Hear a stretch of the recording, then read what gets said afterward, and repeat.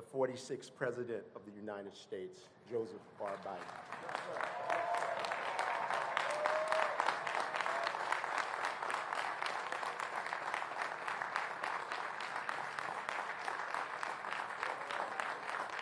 Thank you. Thank you, thank you, thank you. President Thomas, faculty, staff, alumni, and a special thanks. I'd ask all the folks who helped you get here, your mothers, fathers, grandmothers, grandfathers, all those who got you here, all the way in the back.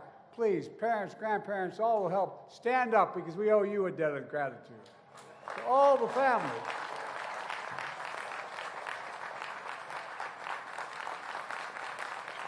That is not hyperbole. A lot of you, like my family, had to make significant sacrifices to get your kids to school.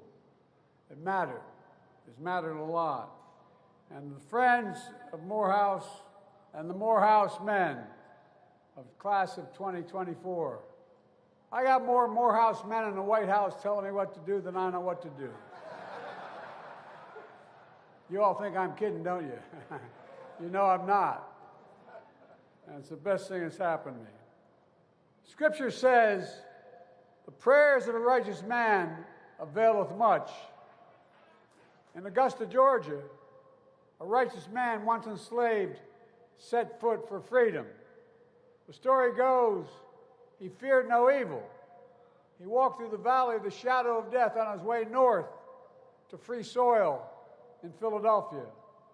A Baptist minister, he walked with faith in his soul, power in the steps of his feet to glory.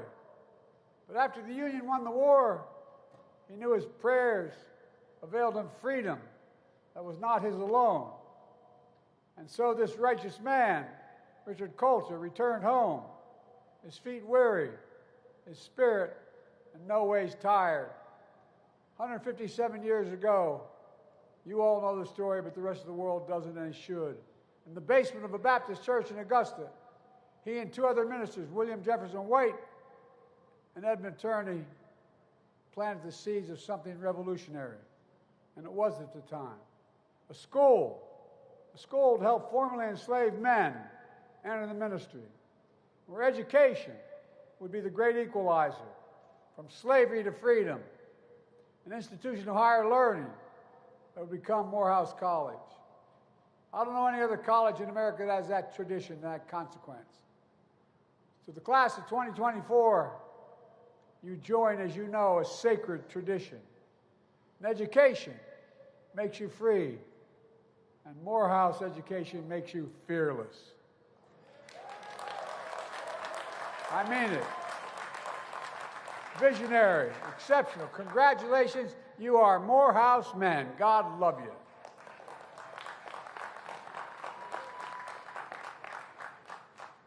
And again, I thank your families and your friends who helped you get here, because they made sacrifices for you as well. This graduation day is a day for generations, a day of joy, a day earned, not given.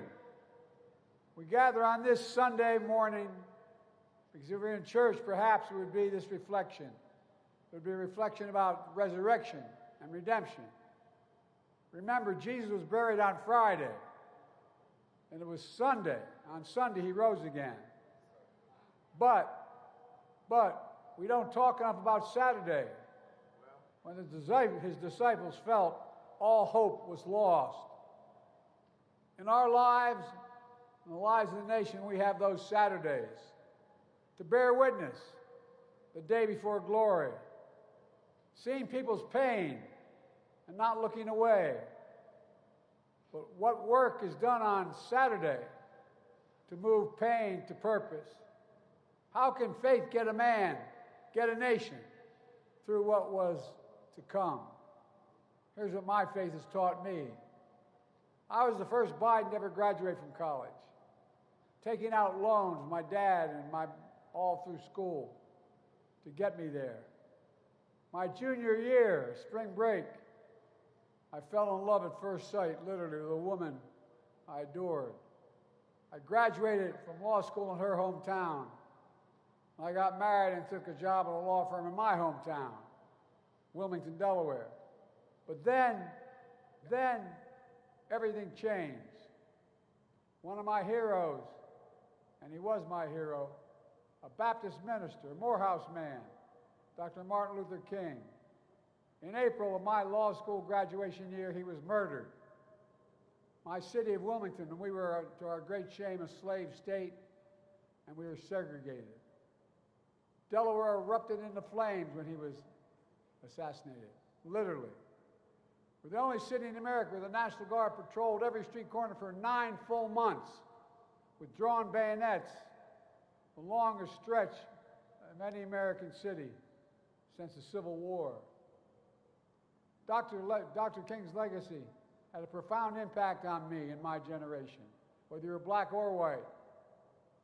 I left the fancy law firm I had just joined and decided to become a public defender and then a county councilman, working to change our state's politics to embrace the cause of civil rights. The Democratic Party in Delaware was a Southern Democratic Party at the time. We wanted to change it to become a Northeastern Democratic Party. Then we were trying to get someone to run for the United States Senate the year Nixon ran. I was 29 years of age. I had no notion of running. I loved reading about everybody knew I was going to run. I didn't know I was going to run. When a group of senior members of the Democratic Party came to me, they couldn't find anybody to run and said, "You should run." Nixon won my state by 60% of the vote. We won by 3,100 votes. We won by the thinnest of margins. But with a broad coalition, including students from the best HBCU in America, Delaware State University. You guys are good. They got me elected. Y'all think I'm kidding. I'm not kidding. But by Christmas, I was a newly elected senator hiring staff in Washington, D.C. when I got a call from the first responders, my fire department in my hometown, that forever altered my life. They put a young woman, first responder, on the line to say, "There's an automobile accident. Tractor trailer hit your wife's car while she was Christmas shopping with 3 children." And she, poor woman, she just blurted out, she said, "Your wife and daughter are killed. My 13-year-old daughter are dead. And your almost 3-year-old and 4-year-old sons are badly injured. We're not sure they're going to make it either." I rushed from Washington to the bedside. I wanted to pray, but I was so angry. I was angry at God. I was angry at the world. I had the same pain 43 years later when that 4-year-old boy who survived was a grown man and a father himself, lying in another hospital bed at Walter Reed Hospital, having contracted stage 4 glioblastoma because he was a year in Iraq as a major, won the Bronze Star, living next to a burn pit. Cancer took his last breath. In this walk of life, you can understand, you come to understand, that we don't know where or what fate will bring you, or when. We also know we don't walk alone. When you've been a beneficiary of the compassion of your family, your friends, even strangers, you know how much the compassion matters.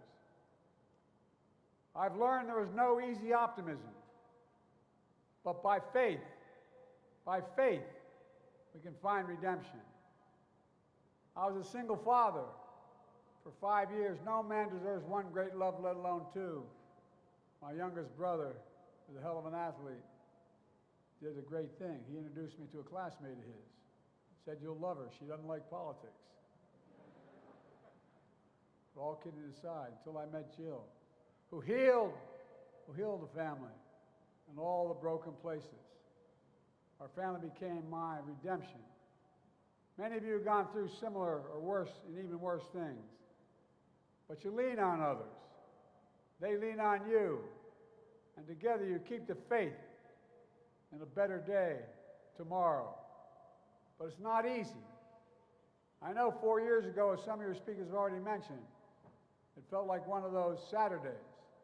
The pandemic robbed you of so much.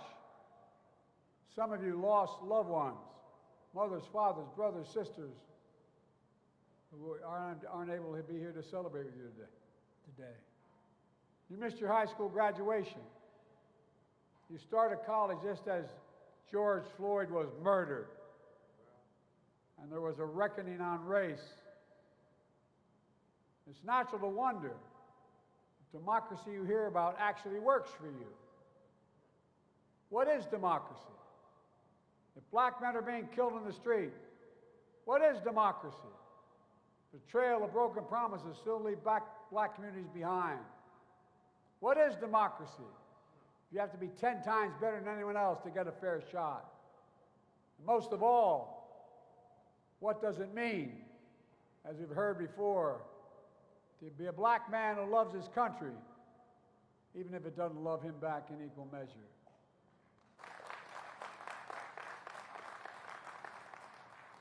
When I sit behind the Resolute desk in the Oval Office, in front of the fireplace across from my desk, I have two busts, one of Dr. King, one of Bobby Kennedy.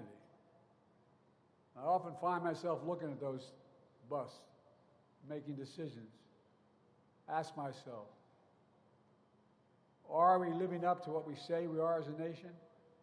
To end racism and poverty? To deliver jobs and justice, to restore our leadership in the world?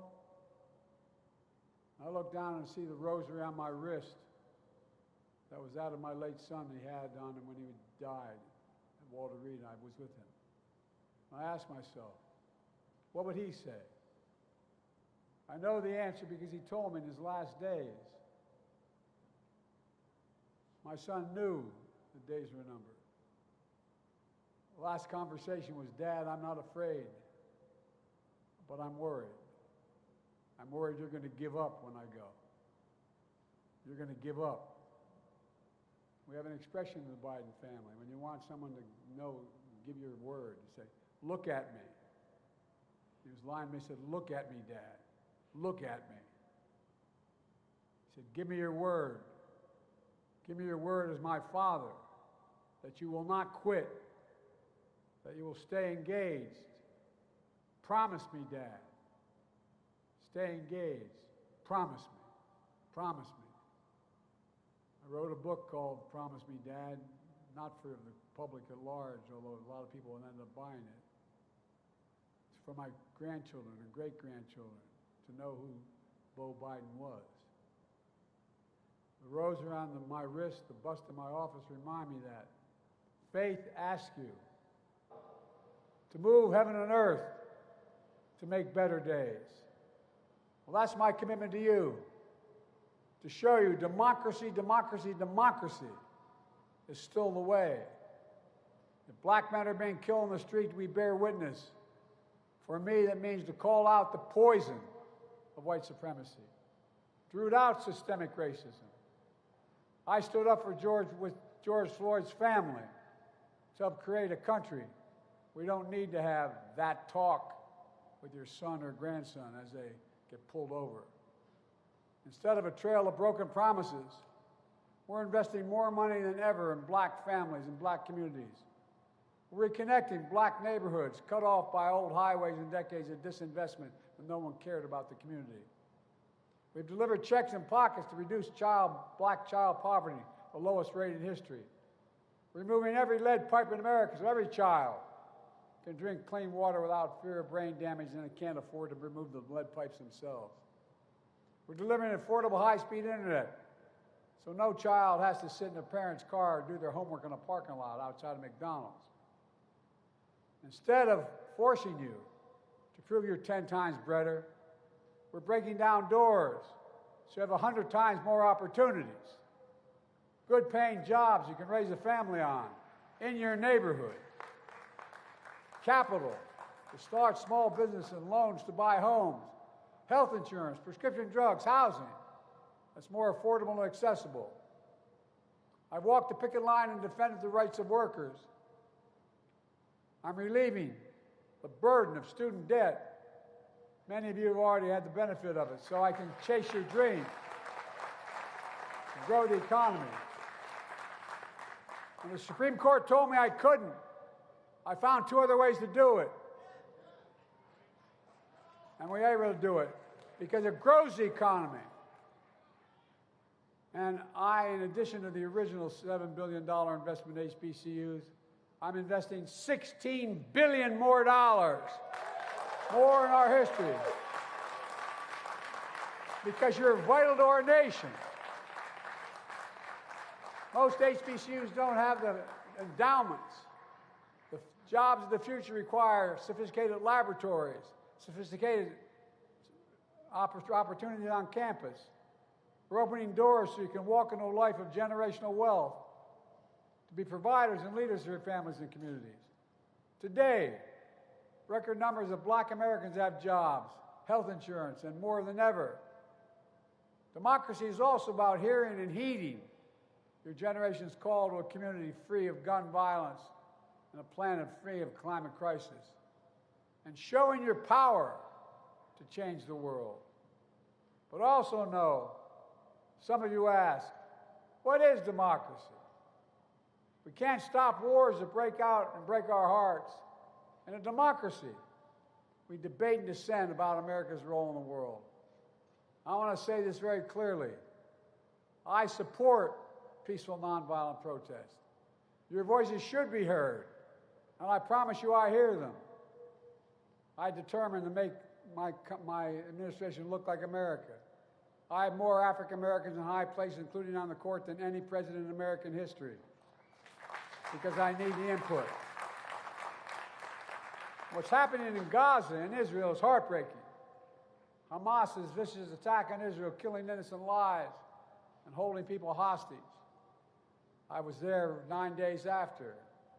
Sent pictures of tying a mother and a daughter in a rope, pouring kerosene on them, burning them, and watching as they died. Innocent Palestinians caught in the middle of all this. Men, women, and children killed or displaced in desperate need of water, food, and medicine.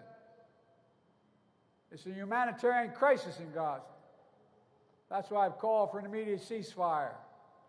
An immediate ceasefire to stop the fighting. Bring the hostages home.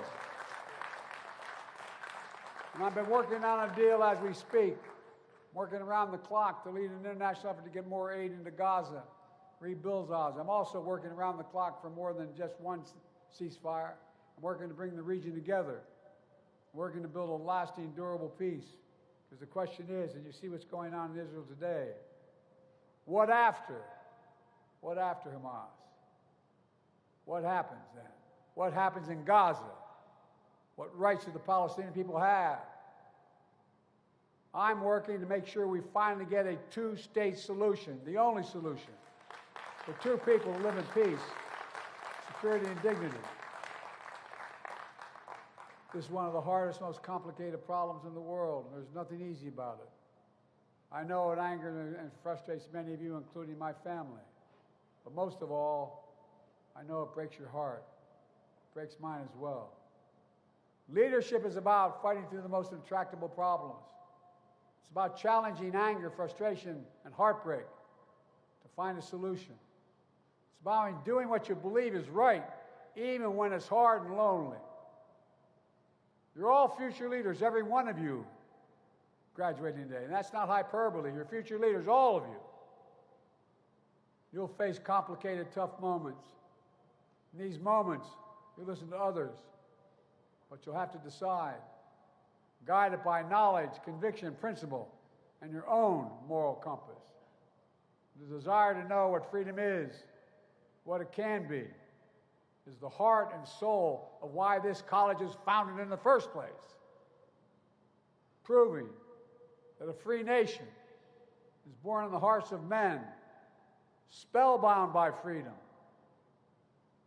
That's the magic of Morehouse. That's the magic of America. But let's be clear.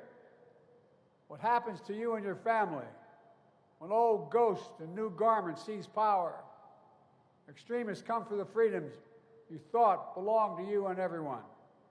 Today in Georgia, they won't allow water to be available to you while you wait in line to vote in an election. What in the hell is that all about? I'm serious. Think about it. And then the constant attacks on black election workers who count your vote.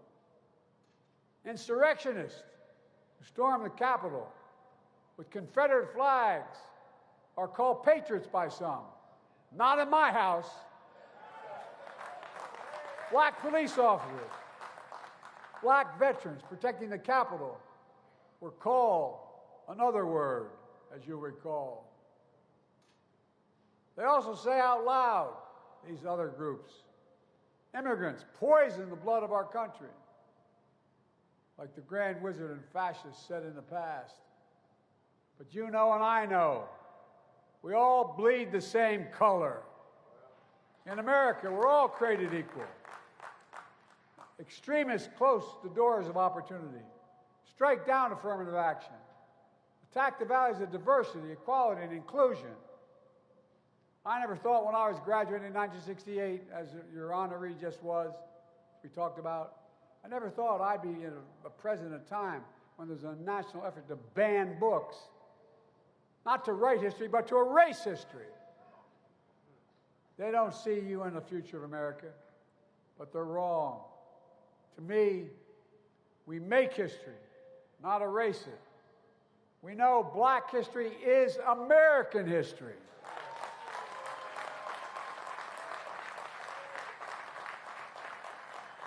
Many of you graduates don't know me, but check my record. You know what I'm saying. I mean from my gut. We know black men are going to help us lead us to the future. Black men from this class in this university.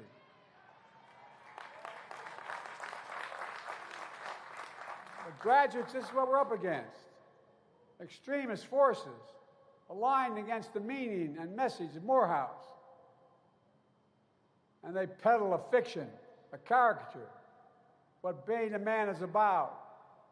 Tough talk, abusing power, bigotry. Their idea of being a man is toxic. I ran them all the time when I was younger. I want to get started. But that's not you. It's not us. You all know and demonstrate what it really means to be a man. Being a man is about strength, of respect and dignity. It's about showing up, because it's too late if you have to ask. It's about giving hate no safe harbor and leaving no one behind and defending freedoms. It's about standing up to the abuse of power, whether physical, economic, or psychological. It's about knowing faith without works is dead. Look, you're doing the work. Today I look out at all you graduates and I see the next generation of Morehouse men. We're doctors and researchers curing cancer, artists shaping our culture, fearless journalists and intellectuals challenging convention. I see preachers and advocates who might even join another Morehouse man in the United States Senate. You can clap for him. He's a good man. As I said, I'm proud to have the most diverse administration in history, to tap into the full talents of our nation. I'm also proud of putting the first black woman on the United States Supreme Court.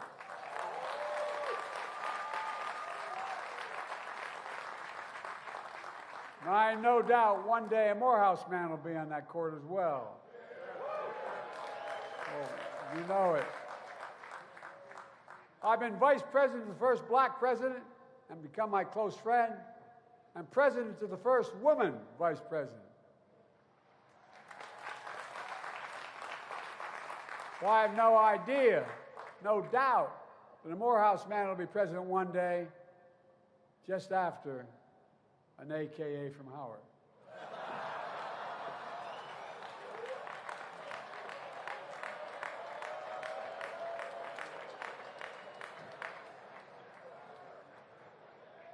She's tough, guys.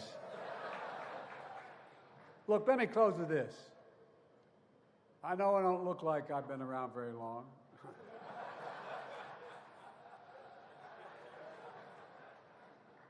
But in my career, for the first 30 years, I was told, "You're too young, kid." It used to stop me from getting on the Senate elevator when I first got there, for real. Now, I'm too old.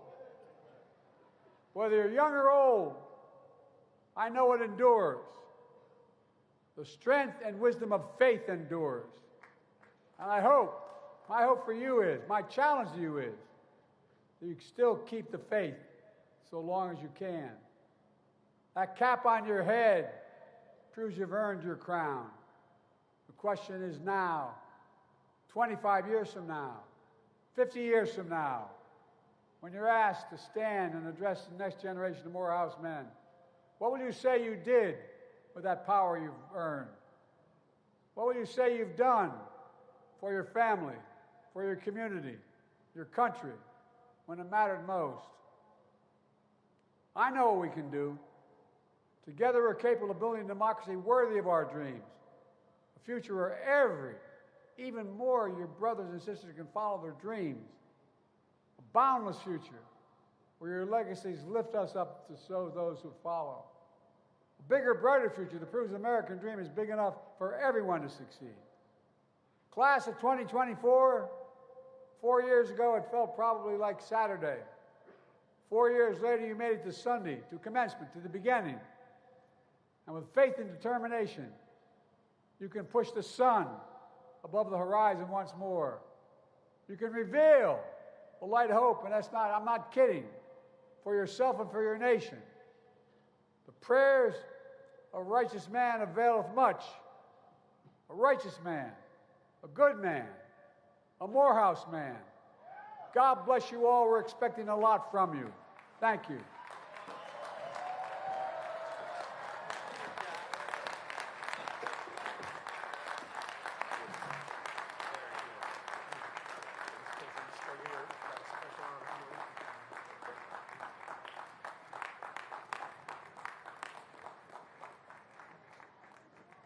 President Biden, thank you for that thought-provoking message.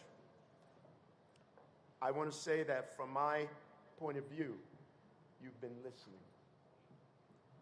You spoke to us about your vision for the future. You spoke to the hard issues confronting our nation and the world at this moment. We are honored to have had you here with us today, and we hope this will not be your last visit to these sacred and celebrated grounds. Please join me again, audience, in thanking President Biden for his generous words.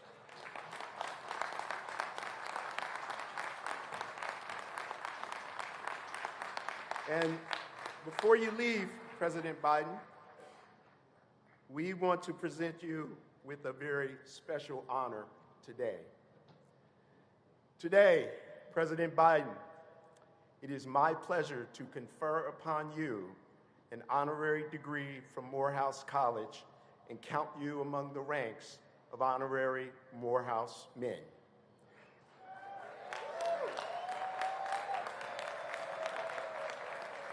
And therefore, with the authority granted in me by the Morehouse College Board of Trustees, I confer upon you, Joseph R. Biden, Jr., the Honorary Doctor of Laws, honoris causa, with all the rights, privileges, and responsibilities appertaining thereunto. Congratulations, Dr. Joseph Biden.